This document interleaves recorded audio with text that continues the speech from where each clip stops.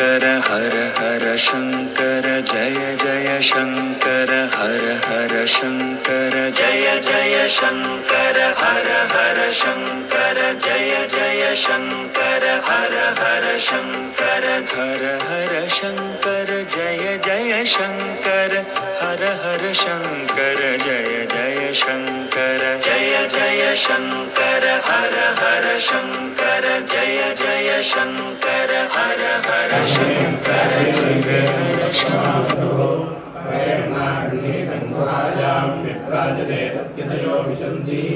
वेदांत विज्ञान सुनिश्चितार्था संन्यास योगाद्यते शुद्धसत्ता ये ब्रह्मलोके परान्नकाले परामुखात् परिमुच्यन्ति सर्वे ब्रह्मकामं परमेश्वरोदयत्पुण्डरीकं परमस्य चक्रस्थम् तथा विनक्रं विशोकस्तस्मिन्नन्तस्तदुपासितभ्यम् यो वेदादौ स्वरप्रोक्तो वेदान्ते प्रतिष्ठितः तस्य प्रकृतिः परस्य महेश्वरः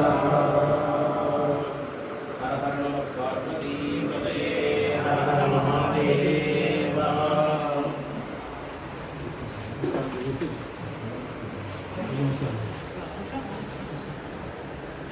సుషాచ మే సుదినంచ మే మనందరికీ కూడా చాలా భాగ్యమైనటువంటి రోజు ఈరోజు ద్వాదశి. మరి పర్వదిన కాలంలో వేదం చదువుకునేటటువంటి విద్యార్థులకి ఒక చిన్న ప్రయత్నం చేయాలి అని ఒక 3 సంవత్సరముల నుంచి కార్యక్రమం జరుగుతోంది కొద్ది మందితో. ఈ సంవత్సరం ఒక గాయత్రి సంఖ్యగా చేసేటటువంటి భాగ్యాన్ని కాంచీ కామకోటి పీఠాధీశ్వరులు చంద్రశేఖరేంద్ర సరస్వతి స్వామి గారి యొక్క దివ్యమైనటువంటి అనుగ్రహంతో ఈ కార్యక్రమం జరుగుతోంది. దీనికి అనేక మంది భక్తులు ఈ కార్యక్రమానికి సహాయ సహకారం అందించారు. అలాగే గురువులు విద్యార్థులు కొంతమంది ఇక్కడికి విచ్చేశారు, ఇంకా కూడా వస్తున్నారు. ఇందులో వేదం చదువుకునేటటువంటి వాళ్ళకి ఇవ్వటం వల్ల వచ్చేటటువంటి మహాత్యాన్ని మన బాలసుబ్రహ్మణ్య స్వామి కనపాటి గారు తెనాలి గ్రామస్తులు వారు ఒక 10 నిమిషములు ఈ వేద మహాత్యాన్ని మనందరికీ కూడా అందిస్తారు. అందరూ కూడా శ్రవణం చేసి ఆ వేద మహాత్యం యొక్క అనుగ్రహాన్ని పొందడం, వేదం చదువుకునేటటువంటి వాళ్ళకి మరి అధ్యయనం చెప్పే వాళ్ళకి మనం ఒక చిన్న పుష్పం ఇది. ఈ చేసేటటువంటి కార్యక్రమం దీనివల్ల వచ్చేటటువంటి ఫలితాన్ని కూడా అందరికీ ఇప్పుడు వారు చెప్తారు, శ్రవణం చేయండి. ఆ తర్వాత విద్యార్థుల యొక్క పారాయణ, తర్వాత పండితులు మళ్ళీ ఆశీర్వచనం, ఘనపరస అవన్నీ కూడా ఉంటాయి కార్యక్రమాలు. ఇంకా కూడా వచ్చేటటువంటి వాళ్ళందరూ కూడా వస్తున్నారు. కారణాంతరంలో కొంత ఆలస్యంగా ఉన్నాము, ఫోన్ చేశారు. ఈలోపు ఈ కార్యక్రమం ఆరంభమవుతుంది. ఇప్పుడు బాలసుబ్రహ్మణ్య స్వామి గారు మాట్లాడతారు. సాక్షాత్ పరం బ్రహ్మ తస్మై శ్రీ గురవే నమః. పాండద్వయోపాధ్యాయ కర్మస్వరూపిణే స్వర్గాపవర్గరూపాయ యజ్ఞేశాయ నమో నమః.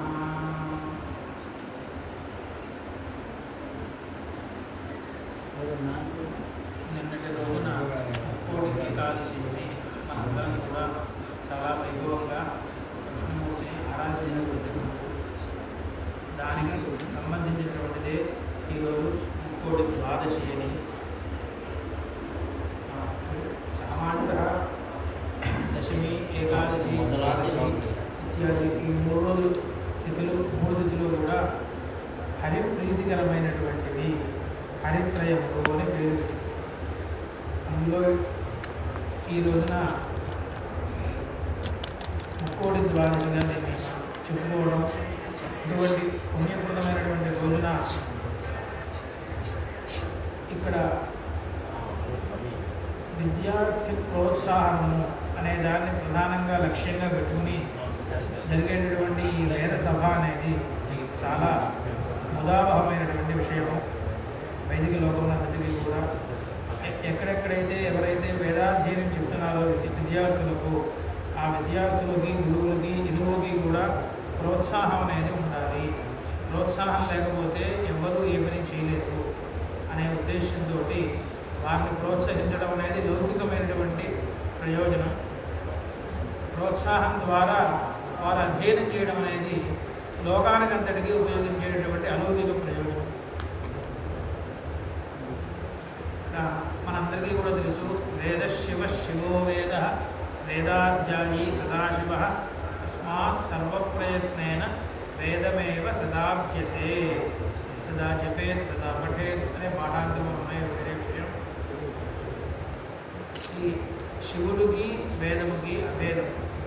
వేదం అధ్యయనం చేసేటటువంటి వారు ఎవరైతే ఉన్నారో వారు విద్యార్థులు కావచ్చు, గురువులు కావచ్చు, వారు సాక్షాత్ శివస్వరూపం. కాబట్టి ఆ శివస్వరూపం కోసమే మనందరం కూడా, శివస్వరూపముగా తాత్పర్యం పరమాత్మ స్వరూపం. ఆ పరమాత్మ స్వరూపాన్ని మనం పొందడం అనేది ముఖ్యమైన విషయం. ఇంకా లోతుగా వెళ్ళి మాట్లాడితే మనమే పరమాత్మ స్వరూపులము. బ్రహ్మవిదాప్నోతి పరం అన్నప్పుడు ఆప్నోతి అంటే ఏదో కొత్తగా పొందుతాడు అని అర్థం కాదు. వీడే అలా ఉన్నవాడు నేను బ్రహ్మగా ఉన్నాను అనే విషయాన్ని తెలుసుకుంటాడు అని తాత్పర్యం. అటువంటి సాక్షాత్కారం ఏదైతే ఉన్నదో అదే ప్రధానమైనటువంటి లక్ష్యం అందరికీ కూడా. అది అధ్యయనం చేత కొంతవరకు లభిస్తుంది. ఇంకా ఆ తర్వాత గురువు సదనం, ఇహామంత్ర బలభోగ విరాగం ఇవన్నీ కూడా ఉండి వారికి చింతనం ఇవన్నీ కనుక ఉన్నట్లయితే మోక్షం లభిస్తుంది అనేది శాస్త్రం. దానికి మొట్టమొదటి అవస్థ ఏమిటంటే ఈ విద్యార్థి అవస్థ. విద్యార్థి అవస్థలో ఎంతవరకు అయితే అతను అధ్యయనాన్ని, జ్ఞానాన్ని సంపాదించగలుగుతాడో ఆ సంపాదించడానికి చేసే ప్రయత్నంలో అతని బుద్ధి ఎప్పుడూ కూడా వేదం, తత్ప్రతిపాదితమైనటువంటి విషయములు వీటి మీదే ఉంటుంది, కానీ వేరే ఎక్కడా ఉండదు. కాబట్టే వేదాధ్యాయి సదాశివ. ఏదైనా ఒక పన్నం చెబుదాము ప్రారంభిస్తే ఒక అరసెకండ్ బుద్ధి పక్కకి వెళ్ళిందంటే ఈ మనం చెప్పే పన్నం కూడా దోవ తప్పేస్తుంది. అంటే వేదాధ్యయనం చేసేవాడికి అరసెకండ్ కూడా బుద్ధి పక్కకి అనేది వెళ్ళకుండానే ఉంటేనే వారికే వేదాధ్యాయి అనే పేరు. ఇంకోళ్ళు ఎవరు వేదాధ్యాయి అనిపించుకోరు. నిరంతరం ఎవరైతే స్వాధ్యాయం చేస్తూ ఉంటారో, ఎవరు చేస్తారండి? వేదాధ్యాపకులు, వేద విద్యార్థులు, వీరిద్దరే నిరంతరం వేదాధ్యయనం చేసేది.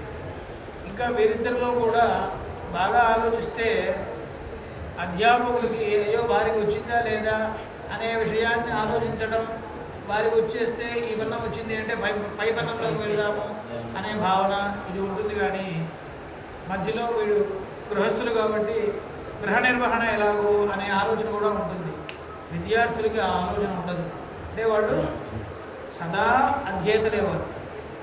ఎప్పుడు 360 రోజులు 24 గంటలు నిరంతరం అధ్యయనం చేసేవారు ఎవరు అంటే విద్యార్థులే తప్ప మరెవరూ కాదు. కాబట్టి వేదాధ్యయనం చేసేవారు ఎవరైతే ఉంటారో అనగా దానికి అర్థం ఎవరంటే వేద విద్యార్థులు అని అర్థం. తస్మాత్ సర్వప్రయత్నేన వేదమేవ సదాభ్యసే. బ్రహ్మచారులు వీళ్ళందరూ కూడా ఇప్పుడు కూడా ఒక పదం మన యందు ప్రయోగిస్తున్నారు అంటే మన యందు వాడుతున్నారు అంటే దానికి తగినటువంటి ఉచితమైనటువంటి ప్రవర్తన కలిగి ఉండాలి మనం అనేది ఒకళ్ళు చెప్పకం లేకుండా మనం తెలుసుకోవాల్సిన విషయం. ఒక రక్షక భటుడు అనే పేరు ఉంది. వాడు నేను డ్యూటీలో లేను కదా అని చెప్పి ఇక్కడ ఎవరైనా ఇద్దరు కొట్టుకుంటున్నప్పుడు ఆపకుండా ఉంటాడా? వాడు డ్యూటీలో ఉన్నా లేకపోయినా ఆయన అట్లా తగాదా పడకూడదు. ఎందుకు తగాదా పడుతున్నారు ఏమిటి అనే విషయాన్ని గుర్తించి వాళ్ళిద్దరిని సముదాయించి, అలాగే ఎవరైనా ఒక దుండగులు వాడిని ఇబ్బంది పెడుతూ ఉంటే ఆ దుండగుల బారి నుంచి సామాన్య ప్రజల్ని రక్షించడం అనేది నిరంతరం వాడి కర్తవ్యం. వాడు డ్యూటీలో ఉన్నాడా లేదా అనే విషయం కాదు. మరి ఈ రక్షక భటుడు అనేది మనం పెట్టుకున్నటువంటి పేరు. బ్రహ్మచారి బ్రహ్మ అంటే వేదం. బ్రహ్మణి చరతి, ఇది బ్రహ్మచారి.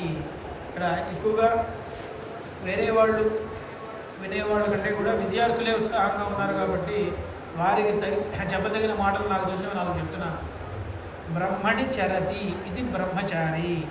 బ్రహ్మయందు తిరిగేవారు అనగా అర్థం ఏంటి? వారు ఎప్పుడు బలి చెప్పడం, శ్రద్ధ చెప్పుకోవడం, ఆవృత్తి చెప్పడం, మాట్లాడుకోవడం అంటూ వస్తే ఈ మనసులోంచి ఏ మనసులోకి దోవ ఉన్నది, ఈ మనసులోంచి ఎన్ని మనసులోకి వెళ్ళే అవకాశం ఉన్నది, దాన్ని వెళ్ళిపోకుండా ఎలా కట్టుదిట్టంగా చెప్పాలి, దీని ఎందే వాడి బుద్ధి ఎదుగుతూ ఉండాలి. వారు తిరగడం అంటే, వారి వేదంలో తిరగడం అంటే ఏంటి? వారి బుద్ధి నిరంతరం వేదంలో తిరగడమే వారు వేదంలో తిరగడం. అందుకే వారికి బ్రహ్మచారి అని పేరు. ఇక్కడ ఒక శబ్దాన్ని మన యందు శాస్త్రం ప్రయోగించింది అంటే ఆ శబ్దాన్ని ఉండే గౌరవాన్ని మనం ఎంతగా కాపాడుకోవాలి అనేది ఒక రఘువంశ కావ్యంలో కాళిదాసు గారు తెలియజేస్తారు. దిలీప మహారాజు ఒక నందిని ధేనువు అనేటువంటి ఒక ఆవుని రక్షించడానికి అడవిలో తోలుకు వెళ్తారు. ఇప్పుడు ఈ మహారాజు గారికి ఎంత భక్తి ఉన్నది అనే విషయాన్ని పరీక్ష చేయాలి అని చెప్పి ఒక నందిని ధేనువు తన మాయ చేత ఒక చెట్టుని, ఆ చెట్టును రక్షించడానికి ఒక సింహం అక్కడ ఉన్నట్లుగాను ఇవన్నీ తయారు చేసి ఆ సింహం వచ్చి ఈ నందిని ధేనువుని పట్టుకున్నట్లుగా ఒక కల్పనని చేస్తుంది. చేసినప్పుడు మరి ఈ నందిని ధేనువుని తోలుకు వెళ్ళింది ఎవరు? దిలీప్ మహారాజు. కాపాడవలసిన బాధ్యత ఎవరిది? దిలీప్ మహారాజు. అప్పుడు సింహంతో, మాయాసింహంతో ఈయన మాట్లాడతారు. ఈ నందిని ధేనువుని విడిచిపెడితే నేను కృతార్థులను అవుతాను. ఈ నందిని ధేనువు మా గురువు గారిది, వశిష్ఠ మహర్షిది, ఆయన దగ్గర నుంచి పట్టుకొచ్చాను. మళ్ళీ ఆయనకి జాగ్రత్తగా ఉపజెప్పకపోతే నేను రక్షించలేని వాడిని అవుతాను. ఆయనకి చాలా కోపం వస్తుంది. ఆయన కోపాలను నేను తట్టుకోలేము. సింహం ఉంటుంది, గాకోటి స్పర్శయత ఘటోత్ని. అయినా ఇదేదో 4 లీటర్లు 5 లీటర్లు ఇస్తుంది, నువ్వు 10 లీటర్లు 15 లీటర్లు కుండల లాంటి పొదుగున్నటువంటి ఆవుని కొన్ని వేల నిన్ను సమర్పించడానికి నీకేం పెద్ద లెక్క కాదు మహారాజుది, అన్ని గౌరవిస్తే ఆయన కోపం పోతుంది లేవయ్యా అంటుంది. ఇట్లా అనేక సంవాదాలు జరుగుతాయి వారిద్దరి మధ్య. జరిగిన తర్వాత ఆయన ఒక మాట చెప్తాడు. క్షతాత్యలత్రాయత ఇత్యుదగ్రహ క్షత్రస్య శబ్దో భువనేషు రూఢ రాజ్యేన కిం తద్విపరీత వృత్తే ప్రాణైరుపక్రోశమలీమసైర్వా. అంతకు ముందు ప్రకరణంలో మహీతర స్పర్శన మాత్ర భిన్నం వృద్ధం హి రాజ్యం పరమైంద్రమాహు. ఇంద్రరాజ్యానికి నీ రాజ్యానికి ఏమీ తేడా లేదయ్యా, కేవలం భూస్పర్శ నీ రాజ్యానికి ఉన్నది, ఇంద్రరాజ్యానికి అది లేదు. అంటే అంత సమృద్ధంగా నువ్వు రాజ్యం చేస్తున్నావు అని చెప్పి కేవలం ఒక ఆవు కోసం నీ ప్రాణాలను నువ్వు తీసుకుంటావే అంటే ఆయన ఒక మాట ఏమంటారంటే, ఇప్పుడు నాకు ఈ చెట్టును రక్షించడం నా కర్తవ్యం అంటుంది సింహం. కాబట్టి నేనేం చేయాలి? ఈ చెట్టు దగ్గరికి ఎవరు వస్తే వాళ్ళే నాకు ఆహారం. సింహత్వమగ్గాగత సత్వవృత్తి. దీని దగ్గరికి ఏ ప్రాణి వస్తే ఆ ప్రాణిని నా జీవనాన్ని నేను చూసుకుంటూ ఈ చెట్టును రక్షించడం నా కర్తవ్యం. నేను వేటకి వెళ్ళడానికి వీలు లేదు కాబట్టి ఇక్కడికి వచ్చింది కాబట్టి నేను తీసుకుంటాను. ఇది నా ఆహారంగా వచ్చిన దాన్ని కాదు అనడానికి వీల్లేదు నువ్వు అని చెప్తుంది. అప్పుడు ఆయన ఏమంటారంటే, దిలీప్ మహారాజు, ఆ ఆవు వచ్చింది, నేను వచ్చాను, నన్ను తీసుకుని ఆవును విడిచిపెట్టేసి నీకు ఇద్దరు సమానమేగా అంటే, ఇప్పుడు ఆయన దిలీప్ మహారాజు ఒక మాట అంటాడు. నీకు చెప్పింది నిజమే, కానీ ఒకటి ఉంది. అప్పుడు ఈ సందర్భంలో ఈ మాట చెప్పాడు. అక్కడ ఆ మాట చెప్పేటప్పుడు ఈ చెట్టు దగ్గరికి నువ్వు వచ్చావు, సింహం వచ్చింది, కానీ సింహం తినడంలో ఔచిత్యం అంటే ఆవు వచ్చింది, ఆవు తినడంలో ఉండేటటువంటి ఔచిత్యం నిన్ను వదిలేసి నేను ఆవును పట్టుకోవడంలో నీకు లాభం ఉన్నది. ఎందుకంటే విచారమూఢ ప్రతిభాసమేత్వం నీకు అసలు వివేకం ఉన్నట్టు నాకు అనిపించట్లేదు. అంటే కేవలం ఒక గోవు కోసం ఇటువంటి ఇంద్ర సమానమైనటువంటి రాజ్యం, ఏకఛత్రాధిపత్యం ఇవన్నీ కూడా వదులుకుంటావా? నీ ప్రాణముల కంటే ఎక్కువ ఇవి జీవించి ఉంటే ఎన్నైనా చేయవచ్చు, నువ్వు ఇటువంటి గోవులను ఎన్నైనా సంపాదించవచ్చు, కేవలం ఒక ఆవు కోసం ఇవన్నీ వదులుకుంటావా అంటే అప్పుడు ఆయన ఈ శ్లోకం చెప్తారు. క్షతం అంటే దెబ్బ నుండి త్రాయతే, రక్షించేవాడు క్షత్రియుడు. క్షత్రియుడికి బాధ్యత ఏమిటి అంటే ఎవరికి ఏ దెబ్బ తగలకుండా చూసుకోవడం క్షత్రియుడి బాధ్యత. క్షతాత్ కిల త్రాయత ఇత్యుదగ్రహ క్షత్రస్య శబ్దో భువనే శరూఢ. క్షత్రియుడు అనే శబ్దమే ఆ అర్థంలో వచ్చింది.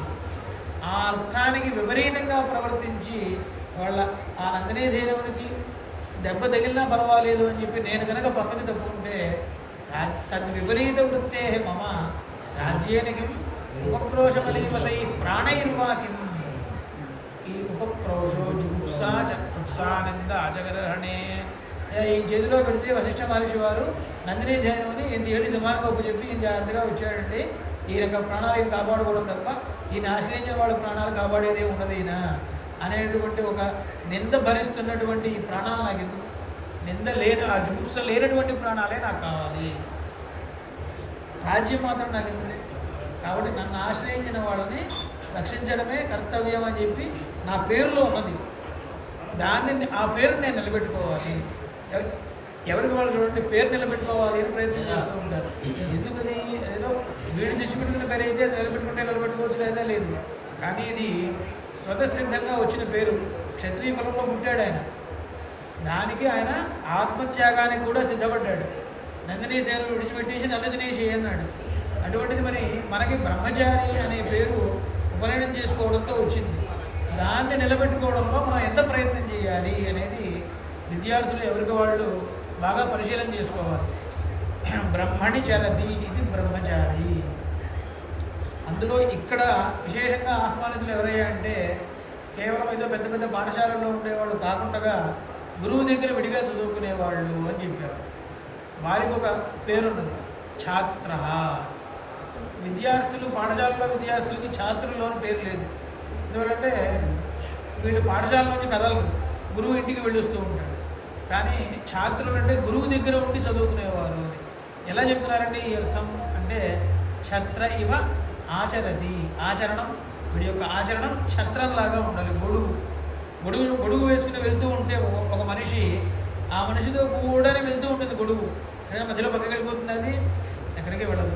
అలా గురువు గారిని అంటి పెట్టుకుని ఉండాలి అని తాత్పర్యం.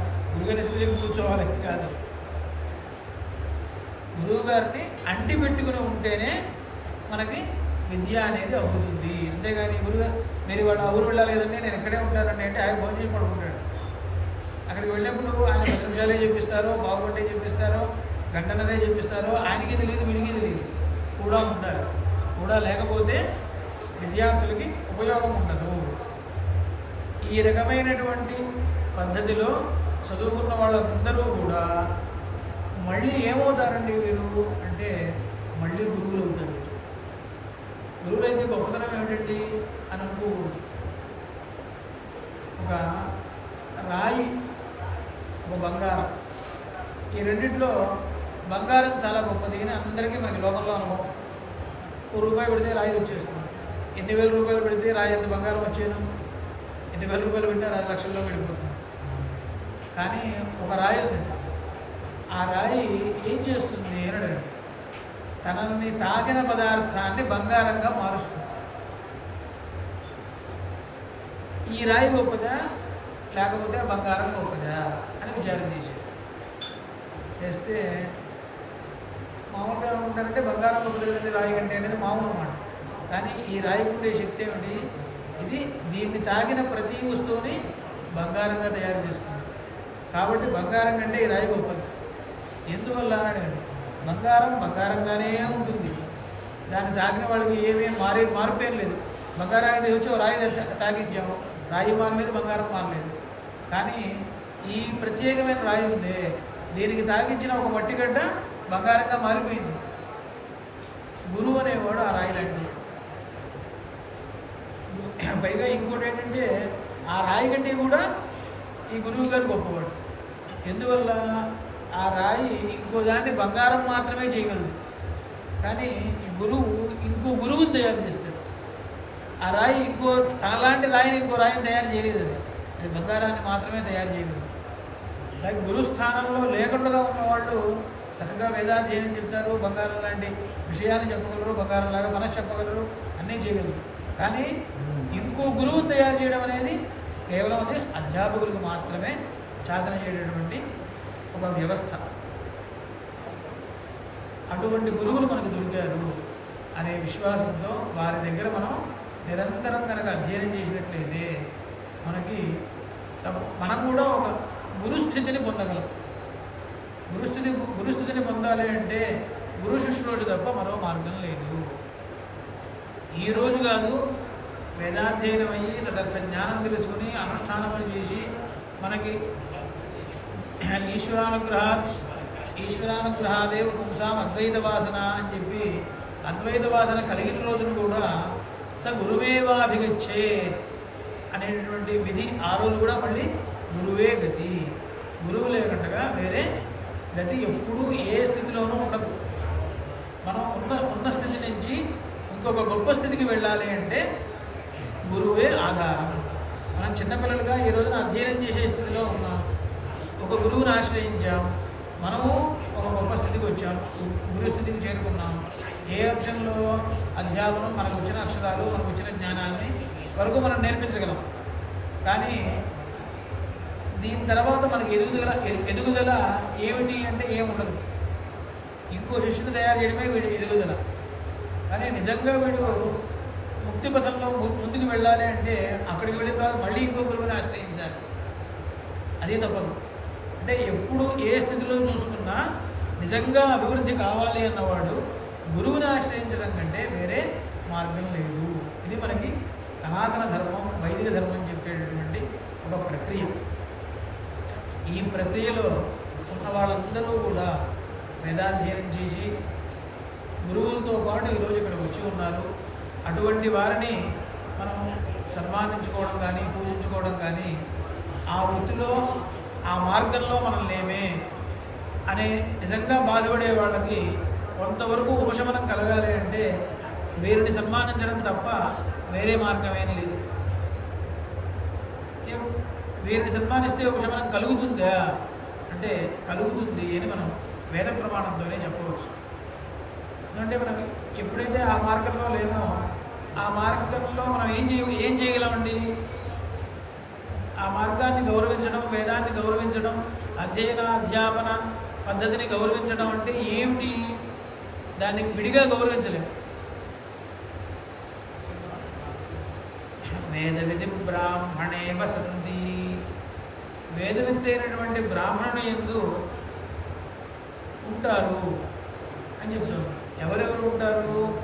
యావతీర్వై దేవతాస్తా సర్వా, ఆ దేవతలు అందరూ కూడా వారి యందు ఉంటారు. అందువల్ల మనం వేదాన్ని అధ్యేతల నుండి విడిగా తీసి గౌరవించడం అనేది అశక్యమైన పని. అదొక అమూర్త పదార్థం. మూర్త పదార్థంలోనే మనం ఏదైనా అర్చన చేయగలం. కాబట్టి ఆ వేదం ఎవరి ఎంతైతే ఆశ్రయించుకుని ఉన్నదో, ఎవరినైతే ఆశ్రయించుకుని ఉన్నదో అటువంటి వేదవేత్తల్ని కనుక మనం పూజించినట్లయితే మనం సాక్షాత్తుగా వేదాన్నే పూజించినట్లు అని విషయం ఇక్కడ చెప్తోంది. సోమయాగంలో ఆశ్చర్యకరమైన విషయం చెప్తారు. దక్షిణా ప్రకరణంలో ఆపస్తంభ మహర్షుల వారు నా బ్రాహ్మణాయ యావత్తో వైసదస్యాస్తే సర్వే దక్షిణ్యా,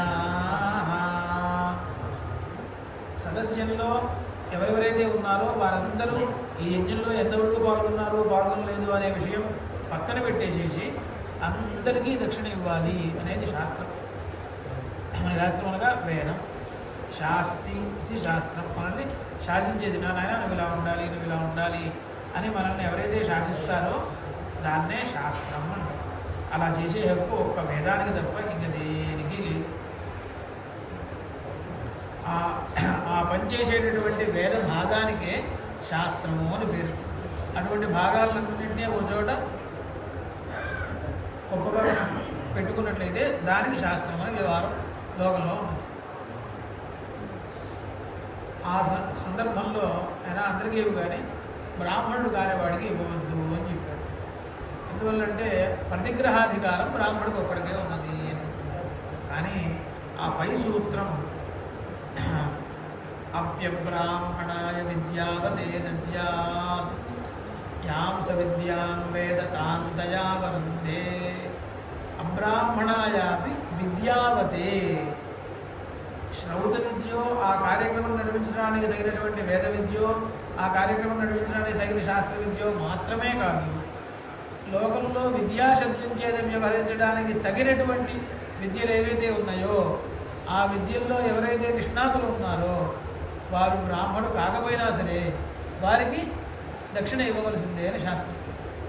ఎందుకు వారికి ఇవ్వడం అంటే ఇంత ముందరే చెప్పారు అబ్రాహ్మణాయ నదేయం అని. అంటే అలా కాదు నాయన, ఆ విద్య ఏ దేవత యొక్క అనుగ్రహంతో వారికి అవ్విందో నీకు కూడా ఆ దేవత యొక్క అనుగ్రహం కలిగి ఆ విద్య నీకు అవ్వాలి అంటే ఇది ఒకటే మార్గం.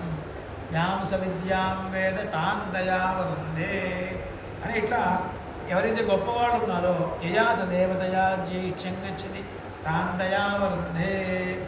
తయా దక్షిణయా, ఆ దక్షిణ చేత తాం విద్యాం అయం యజమాన ప్రాప్నోతి, ఈ యజమాని కూడా పొందుతాడు.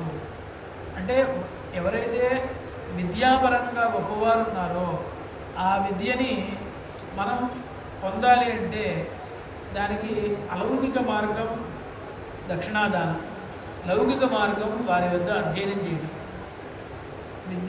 విద్యా విషయంలో పెద్దలందరూ చెప్పే మాట ఇది దాయభాగంలో చేరదు. ఒక ఆయన మహావిద్వాంసులు ఉన్నారు, వాళ్ళ పిల్లలు 4 ఉన్నారండి, 4కి 4 బాధ్యతలు పంచిపెట్టారండి, ఆ విద్య అనే మాట చెప్పడానికి లేదు. అటువంటిది కాదు విద్య. ఎందుకంటే శ్రద్ధగా ఉండే వాళ్ళల్లో చదువుకుంటే ఒకడే మొత్తం చదువుకోవచ్చు, దీనికంటే ఎక్కువ చదువుకోవచ్చు గురువు కంటే, ఒకడు ఏమీ చదువుకోకుండా ఉండవచ్చు. ఇవన్నీ కూడా లోకంలో అందరం చూస్తున్నాం మనం. ఎంతో పెద్ద విద్వాంసులు, వారికంటే గొప్పవారు వారు పిల్లలు అనండి అనే సందర్భాలు చూస్తున్నాం మనం. ఆయన చాలా గొప్పవారు కానివ్వండి అనే మాటలు వింటున్నాం. అంటే ఏమిటి దీంట్లో మనం తెలుసుకోవాల్సింది? విద్య అనేది దాయం కాదు. ఇప్పుడు సహజంగా ఒక కోటీశ్వరుడు ఉన్నాడు అంటే వాళ్ళ పిల్లలు కనీసం వాళ్ళు పెద్దగా సంపాదించకపోయినా వాళ్ళ తండ్రిగా రాస్తైనా వారికి వస్తుంది వారికి. కానీ విద్య దగ్గర అట్లా ఏమీ రాదు.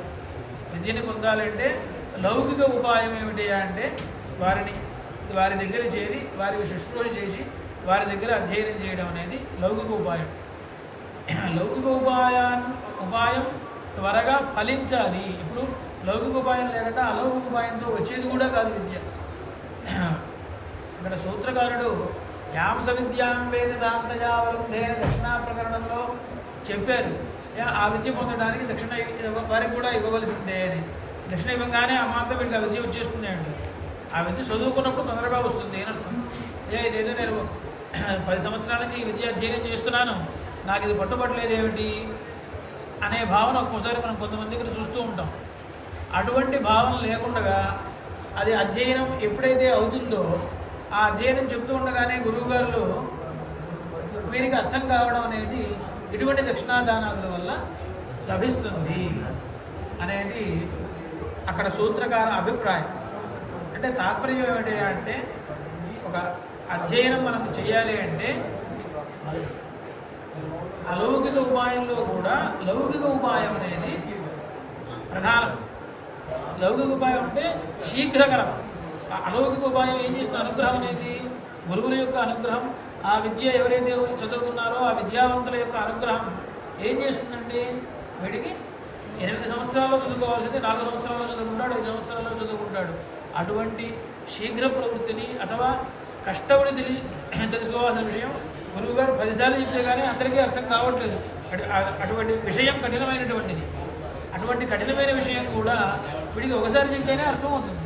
అటువంటి అనుగ్రహాన్ని ఇస్తుంది. కానీ లౌకికమైన ప్రయత్నం లేకుండా మాత్రం విద్య అనేది రాదు. ఇంకోటి ఏదైనా లౌకికమైన ప్రయత్నం లేకుండా ఏ ఏ కార్యక్రమం సిద్ధించదు. కానీ సిద్ధించిన కార్యక్రమాన్ని నాది అనుకోవచ్చు. ఎవరో కష్టపడి ఇల్లు కడితే ఆయన నువ్వు ఇల్లు తీసుకొని వాడికి ఇచ్చేస్తే ఆ ఇల్లు వాడిది అయిపోతుంది. కానీ ఎవడో కష్టపడి ఘనార్థం అధ్యయనం చేస్తే ఆయన నేను నువ్వు ఘనపాటి కావాలనుకుంటున్నాను నేను అంటే అయ్యేదేం లేదు. వీడు మళ్ళీ 10 ఏళ్ళు కష్టపడి వల్లిస్తేనే వీడు ఘనపాటి అవుతాడు, లేకపోతే కాడు. విద్య యొక్క పరిస్థితి అది, లౌకికంగానూ వైదికంగాను. అటువంటి విద్యని అభ్యసించే వాళ్ళు బ్రహ్మచారి అనే పేరుని నిలబెట్టుకుంటే మీరు ఎంతైనా అభివృద్ధిలోకి వస్తారు. గురువులు అనేవాళ్ళు న్యాయంగా ఒక కోణంలో చూస్తే వారి గృహస్థాశ్రమం ఉంది కదా, అవన్నీ మనకు అనవసరం. వారి అభివృద్ధిని ఆపుకుని మనల్ని అభివృద్ధిలోకి తీసుకెళ్ళేటటువంటి ఒక సోపానములు, అంటే ఒక మెట్లు, నిచ్చెన లాంటి వాళ్ళు. మనం మెట్లకి ఇక్కడికి వచ్చాము, పైకి మెట్లు అక్కడే ఉన్నాయి, మెట్లేం పైకి రాలా. ఇక్కడ నుంచి ఇంకో మెట్లు పెట్టుకుంటే ఇంకా పైకి వెళ్తాం మనం, కానీ ఆ మెట్లు మాత్రం అక్కడే ఉంటాయి, మెట్లు ఎక్కడికి కదలవు. గురువు అనేవాడు తన అభివృద్ధిని ఆపుకుని వీళ్ళకి నిచ్చెనలాగా ఉపయోగించి ఈ విద్యార్థులను పైకి తీసుకొస్తున్నాడు. అది ఎందుకు తీసుకొస్తున్నారు? ఆయన ఇక్కడ ఎటు ఆగిపోయాడు కాబట్టి నిచ్చెనలాగా ఉపయోగపడుతున్నాడా? ఆయన గృహస్థాశ్రమంలో కార్యాలు చక్కబెట్టుకుంటున్నాడు కదా. ఈ విషయాలన్నీ మనకు అనవసరమైన విషయాలు, విద్యార్థులుగా ఉన్న వాళ్ళకి మనకి సంబంధం లేని విషయాలు. వారికి ఏ కారణం చేతనైనా సరే వారి అభివృద్ధిని ఆపుకుని కదండి మనల్ని పైకి తీసుకొచ్చేది. మరి అటువంటి గురువుకి మనం ఎంత శ్రద్ధగా మనం ఉపచారములు చేస్తూ వారి యొక్క అనుగ్రహాన్ని పొందితే మనము అంత స్థితి పొందవచ్చు. ఇవాళ ఈ ప్రశ్న అడిగే బదులు మనం నిత్యంలాగా మారకుండా ఇంకా కూడా అభివృద్ధికి వెళ్ళవచ్చు మనం. కానీ ఇవాళ ఆయన ఏం మా గురించి చేయట్లేదండి అంటే కనీసం ఈ మెట్లు కూడా మనం ఎక్కలేం.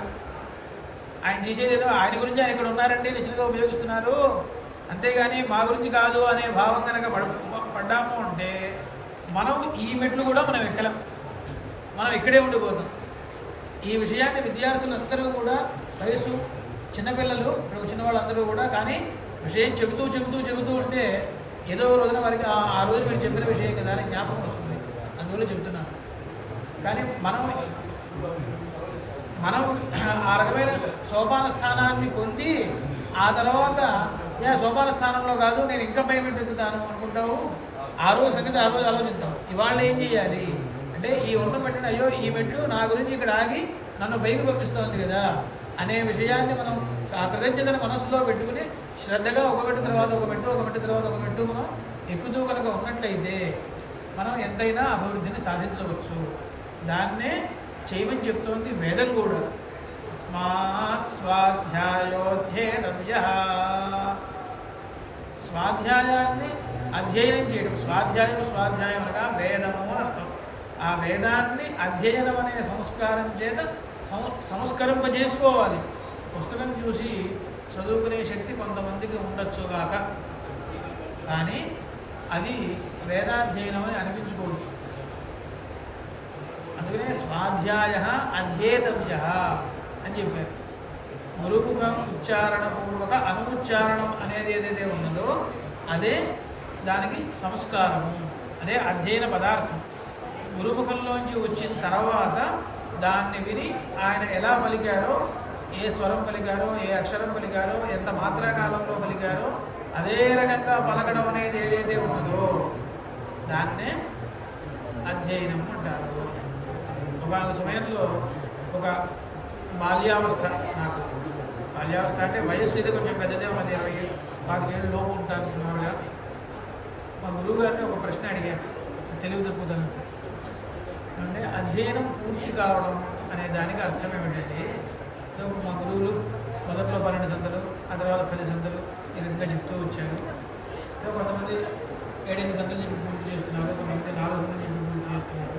వీళ్ళందరినీ అధ్యయనం అయింది అని అనవచ్చా అనకూడదా, దీనికి నియమం ఏమిటి అని అడిగితే వాళ్ళు మాట చెప్పారు, ఆయన మాకింకా అధ్యయనం పూర్తి కాలేదు అని చెప్పారు. అదేమిటంటే అలా చెప్తున్నారు, నేను అడిగిన దాంట్లో పొరపాటు కాదు. ఆయన అధ్యయనం అనేది పూర్తి అనే పదార్థానికి ఎప్పుడు దూరంగా ఉంటుంది. మనకేదో ఒక 82 కొన్నారనో, 10నో, క్రమమనో, ఘననో మనం ఒక పరిమితి విధించుకుంటున్నాం. ఎలాగైతే మనం ఒక పరమాత్మ స్తుతిని చేసేటప్పుడు ఆయన అనంత గుణ సంపన్నుడు. ఆ గుణాలన్నింటినీ స్తోత్రం చేయలేక ఒక అష్టోత్తర శతం పూజ చేయడం, ఒక సహస్రనామ పూజ చేయడం, దీంతో మనం అయిపోయింది అనుకుంటున్నాం. ఏమైపోయింది? నీకు తెలిసిన నామాలు అయిపోయినాయి, పరమాత్మ యొక్క గుణాలు అయిపోయినాయా? అవి కావు, అనంతములు. అలాగే అన్ని సంతలు అనేది కాదు నాయన. గురువులు ఉన్నంత వరకు వారి దగ్గరికి వెళ్ళి మళ్ళీ పౌనఃపుణ్యం అయినా మనం వినిపిస్తూ ఉండి, అయినా నేను చేసిన అధ్యయనం జాగ్రత్తగా ఉంది కదా, ఇక్కడ అక్షరములు ఏదైనా పొరపాట్లు ఉన్నాయా అనేది యావజ్జీవం వినిపిస్తూనే ఉండాలి. అది అయిపోయినట్టు ఎప్పుడూ అనుకోకూడదు. అయిపోయింది అనుకుంటే ఇబ్బంది ఏమిటంటే వాళ్ళు చెప్పారు, ఎక్కడైనా దైవాత్ మానుషాత్వ ఒక రహస్యం వారు చెప్పడం మర్చిపోతే అది పొందగలిగే భాగ్యం మనకు ఉండదు. ఇప్పుడు ఒకే పన్నం ఒకరికి చెప్తూ ఉంటాం, 10 మందికి చెప్పినప్పుడు అక్షరాలు స్వరాలు ఏం మారవు, కానీ మన గురువులుగా ఉన్నటువంటి వారి భావాలు మారుతూ ఉంటాయి. ఒకసారి గురువు శిష్యుడికి ఏదో నిద్ర వస్తుంది అని చెప్పి దానికి అర్థం చెప్పడము, లేదా ఏదో దాంట్లో ఉండేటువంటి వారికి తెలిసినటువంటి ఒక రహస్యాన్ని చెప్తూ ఉండడమో చేస్తూ ఉంటారు. ఇవి ఒక సంతలో జరిగినట్టు ఒక సంతలో జరుగుతాయని నమ్మకం లేదు. మనం 10 సంతలు చెప్పుకున్నాం, 12 సంతలు చెప్పుకున్నాం అనే మాట వాస్తవమే.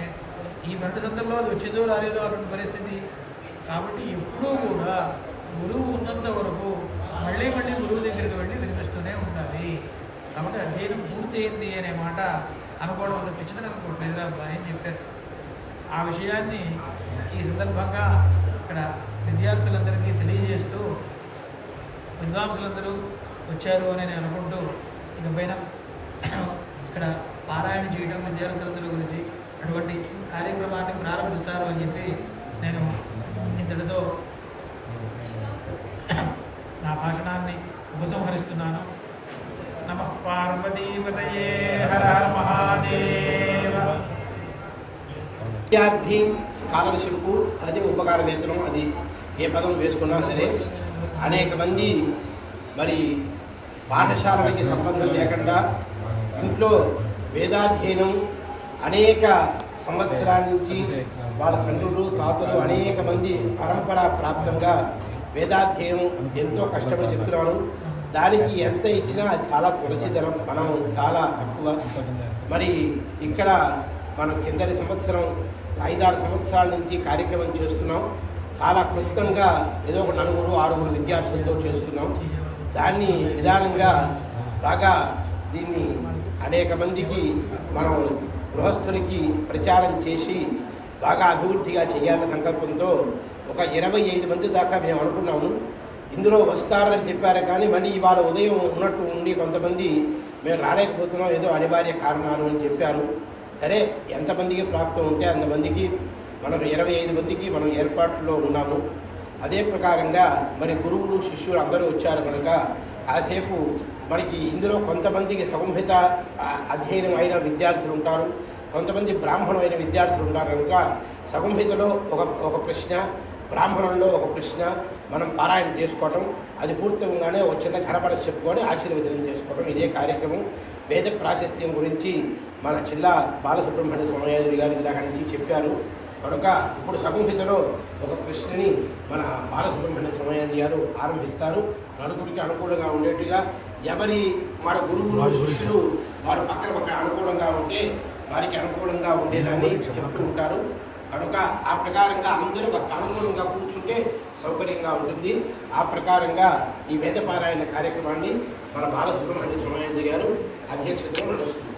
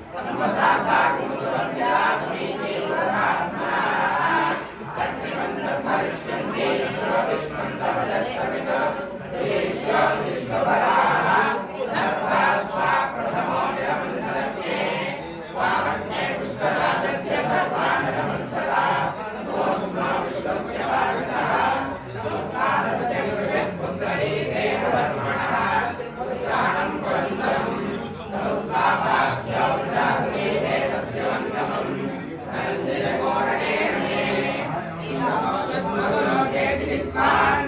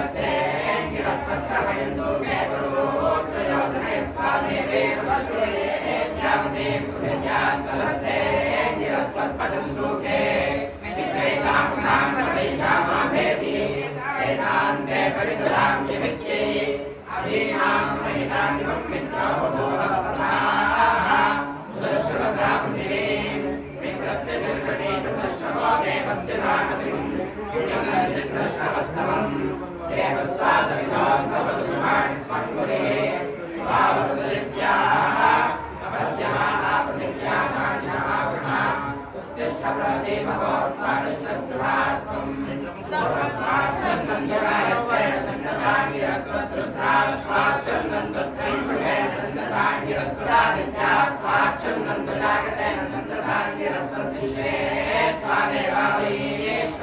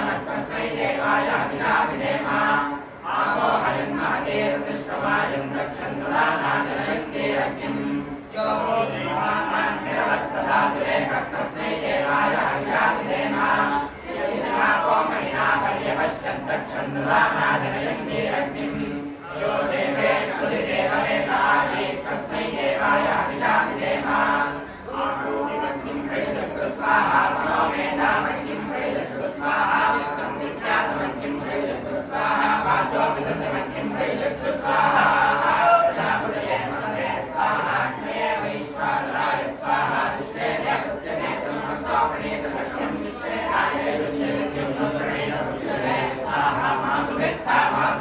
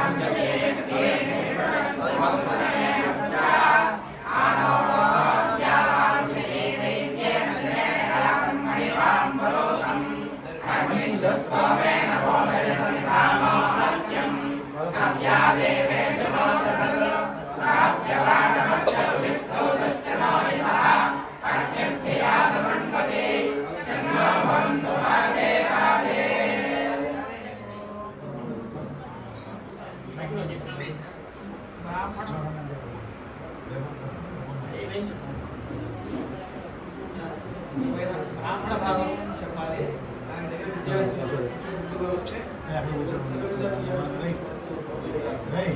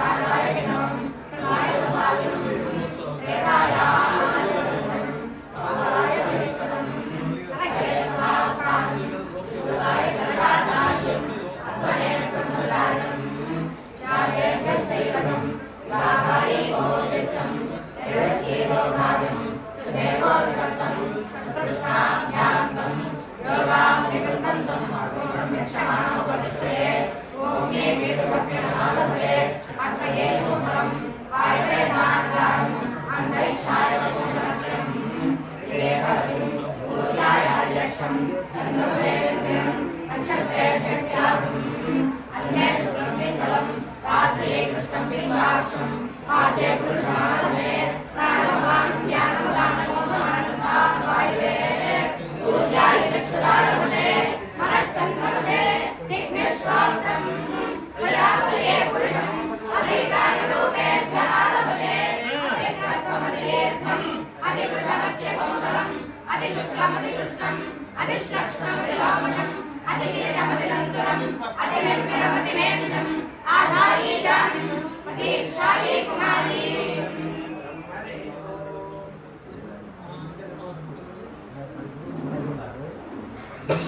విద్యార్థుల పాండితీ ప్రకాశం పూర్తయింది. ఇప్పుడు వచ్చిన కాస్త మనస్పతి చెప్పుకోవాలి. పలకలు దానికి అనుకూలంగా కాస్త ముందుకు దయచేస్తే కనపాట్లు కాస్త ఒక 2 పలకలు మనకి అవకాశాలు కలిగి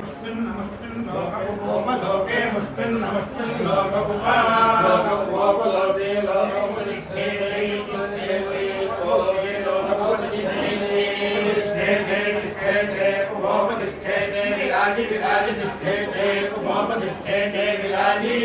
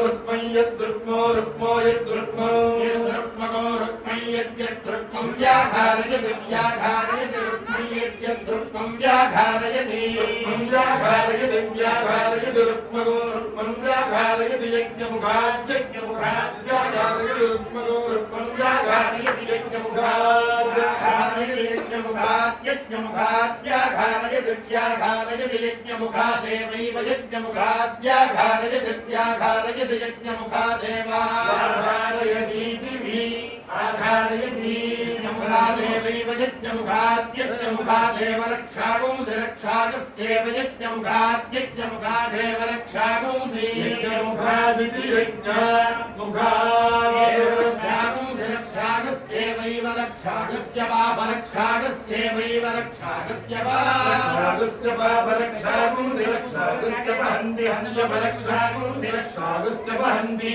वहन्ति हन्त्यवापहन्ति पञ्चभिः पञ्चभिः हन्त्यवापहन्ति पञ्चभिः पञ्चभिः पञ्चभिः हन्ति पञ्चभिर्व्याघारयति व्याघारयति पञ्चभिः हन्ति पञ्चभिर्व्याघारयति पञ्चभिर्व्याघारयति व्याघारयति पञ्चभिः पञ्चभिर्व्याघारयति पाण्डः पाण्डो व्याघारयति पञ्चभिः पञ्चभिर्व्याघारयति पाण्डः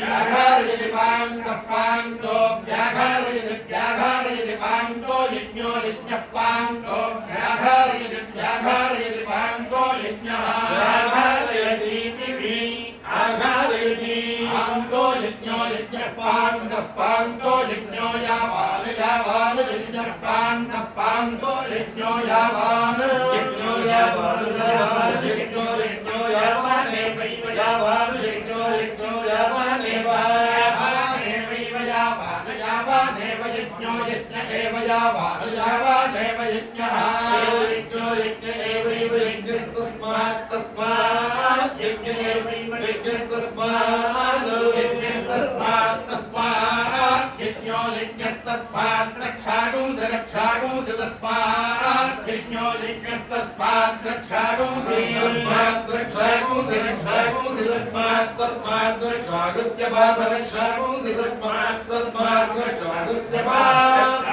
पापरक्षागुंसि रक्षागस्य वहन्ति हन्त्यपरक्षागुंसि रक्षागस्य वहन्ति वहन्ति हन्त्यपापहन्त्यक्ष्णया क्ष्णया हन्त्यपापहन्त्यक्ष्णया हन्त्यक्ष्णया क्ष्णया हन्ति हन्त्यक्ष्णया व्याघारयति व्याघारयत्यक्ष्णया हन्ति हन्त्यक्ष्णया व्याघारयति व्याघारयति व्याघारयत्यक्ष्णया क्ष्णया व्याघारयति तस्मात् तस्मात् व्याघारयत्यक्ष्णया क्ष्णया व्याघारयति तस्मात् व्याघारयति तस्मात् तस्मात् व्याघारयति व्याघारयति तस्मादक्ष्णया क्ष्णया तस्मात् व्याघारयति व्याघारयति तस्मादक्ष्णया व्याघारयतीति आघारयति तस्मादक्ष्णया क्ष्णया तस्मात् तस्मादक्ष्णया पशवः पशवो क्ष्णया तस्मात् तस्मादक्ष्णया पशवः पशवः पशवो क्ष्णया क्ष्णया पशवोऽङ्गान्यङ्गानि पशवो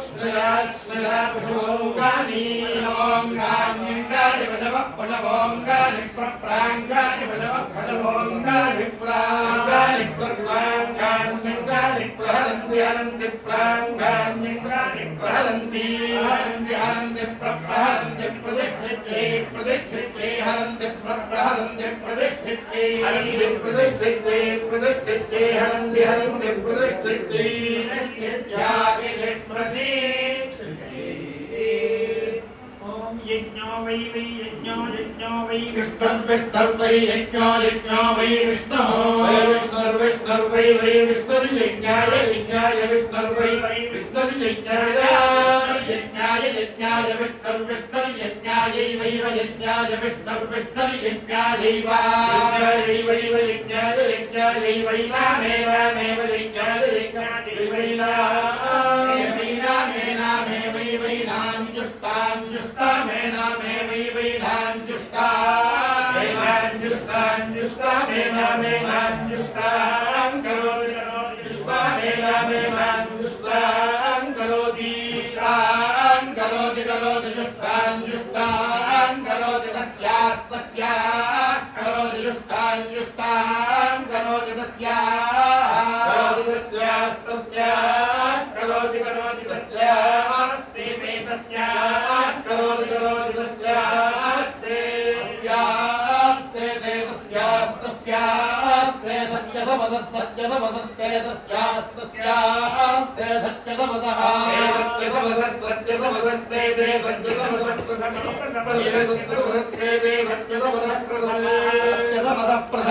प्रथमे सत्यसमसः प्रथम इति प्रथमे सत्यसमसः प्रथम इति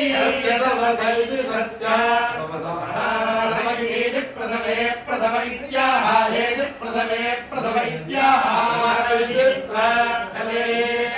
हेतीत्याह सवितुप्रसूदागुं सवितुप्रसूदामाहेतीत्याह सवितुप्रसूदागुं सवितुप्रसूदामाह सवितुप्रसूदामेवैव सवितुप्रसूदामाह सवितुप्रसूदामेव सवितुप्रसूदामेवैव सवितुप्रसूदागुं सवितुप्रसूदामेव वाचं वाचमेव सवितुप्रसूदागुं सवितुप्रसूदामेव वाचं सवितुप्रसूदामिति सवितुप्रसूदामेव वाचं वाचमेवैव वाचमवाचमेवैव वाचमवाचं वाचमवरुन्धे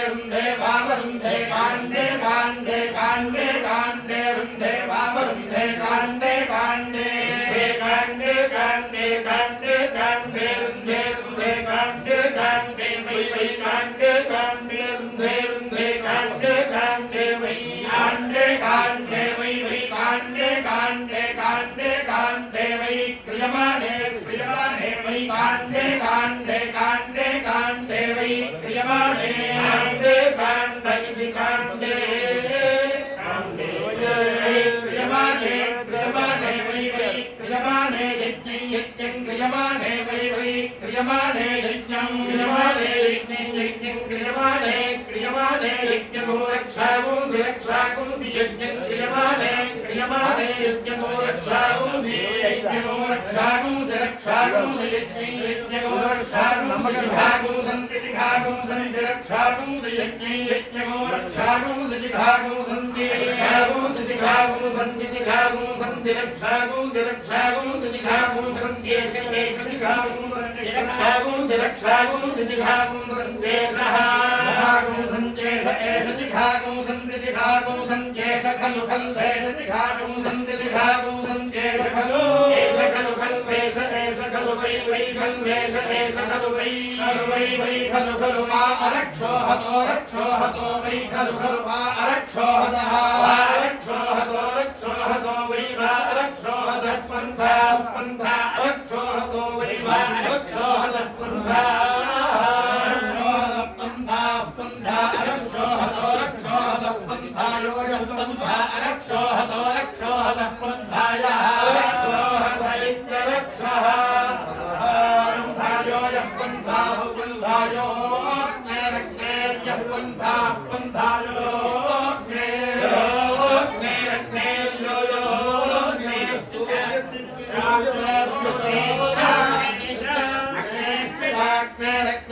सूर्यस्य सूर्यस्य चाग्नेरग्नेश्च सूर्यस्य सूर्यस्य सूर्यस्य सूर्यस्य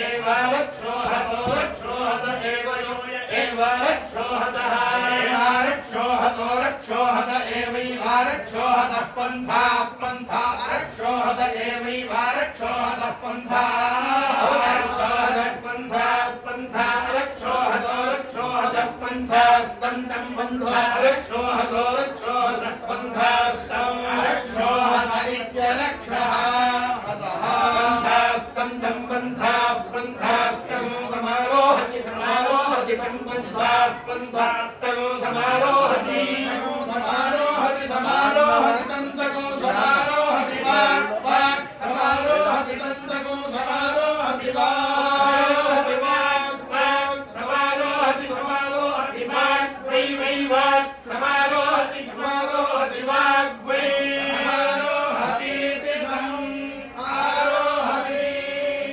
भूरित्याः भूगोरेव सत्यजमानसृजते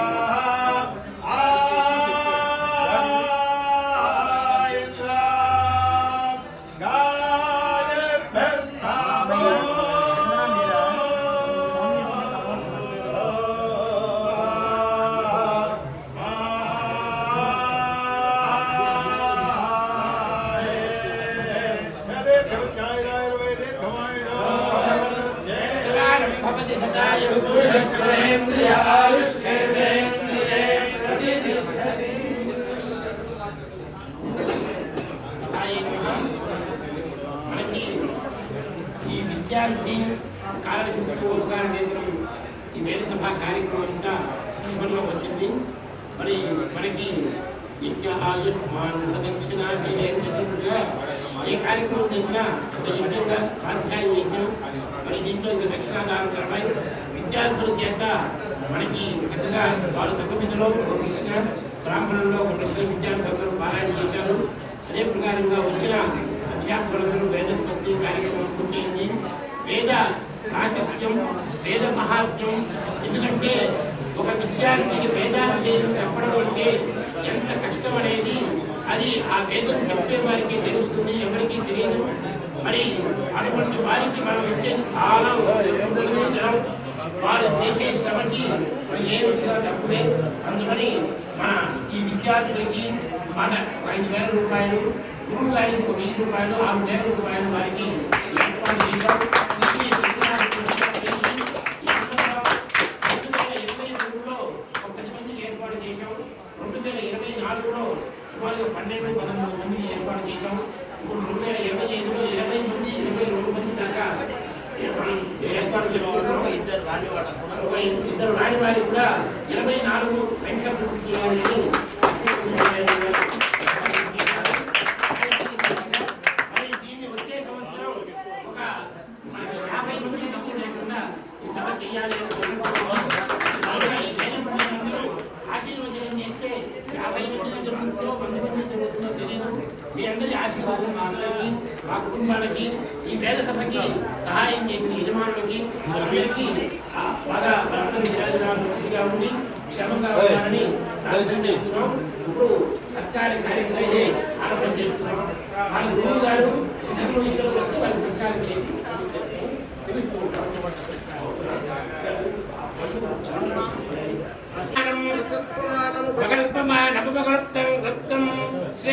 తాపసీయ చిత్రకేతు ప్రభాదాభాన్ తేజస్వానాథ పద్మస్తపన్యమితపన్ను రోచనో రోచమా మనశ్శోభమాన కళ్యాణః. మాట్లాడుతున్నా వినండి. తర్వాత వినండి. శర్మ గారు వారి విద్యార్థిని తీసుకువచ్చారు. అందరితో పాటు అనేక మంది గురువులు విద్యార్థులు వచ్చి ఉన్నారు. వారు నిర్వాహకులు అందరూ కలిసి వచ్చిన విద్యార్థుల్లో ఉత్తమ విద్యార్థి అనగా ఇక్కడ పరీక్షలు ఏమీ లేవు కాబట్టి వారి నడవడి గురువును అనుసరించి ఉండడం ఇత్యాది గుణములు మరి అధ్యయనంలో పాఠము వేరే వేరే చోట పరీక్షలు నిర్వహించి వారి పరీక్షాధికారుల అభిప్రాయాన్ని అన్నింటినీ కూడా స్వీకరించి ఉత్తమ విద్యార్థిగా ఒక విద్యార్థికి సన్మానం చేయదలిచారు. అటువంటి విద్యార్థిగా అందరి చేత ఏకగ్రీవంగా ఎన్నుకోబడినటువంటి వ్యక్తి ఈ విద్యార్థి కాబట్టి వారికి ఆ విశేష సత్కారాన్ని అందిస్తున్నారు. ఆశయపూర్వకంగా మామూలుగా విద్యార్థి ఇచ్చేది గురువు గారు ఇచ్చేది వారు చెప్పిన ఉత్తమ విద్యార్థి సత్కారం ఎగస్టాలు. ఆయుష్మంతం వర్చస్వంతం అధిపతం అధ్యక్షం ఇమమింద్రవృషభం కృణో.